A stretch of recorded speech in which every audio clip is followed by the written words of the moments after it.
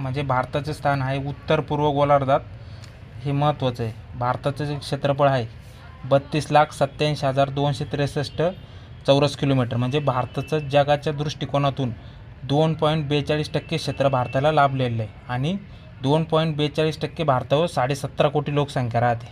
आणि भारताची लोकसंख्या आहे 121 कोटी, म्हणजे 2011च्या गणनेनुसार 121 कोटी, आणि जगाच्या तुलनेत 17.5% लोक 2.42% भूमीवर राहत्या.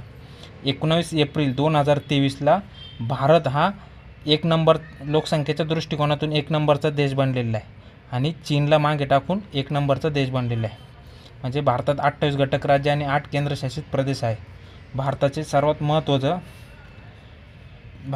महत्त्वाचं कन्याकुमारी ते दप्तर, म्हणजे उत्तर टोक ते दक्षिण टोक, उत्तर टोक दप्तर ते दक्षिण कन्याकुमारी, आणि पूर्व टोक किबिथू ते गोरमोटा आहे. म्हणजे गोरमोटा हे गुजरातमध्ये आणि किबिथू हे अरुणाचल प्रदेशमध्ये, आणि गोरमोटा ते किबिथू याची लांबी आहे 2,933 किलोमीटर, आणि दप्तर ते कन्याकुमारी यांची 3,214.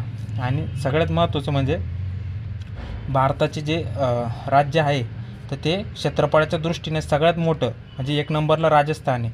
राजस्थानचं क्षेत्रफळ आहे 3,42,239 चौरस किलोमीटर. 2 नंबर मध्य प्रदेश आहे 3,08,313 चौरस किलोमीटर, आणि महाराष्ट्राचं 3,07,713 चौरस किलोमीटर.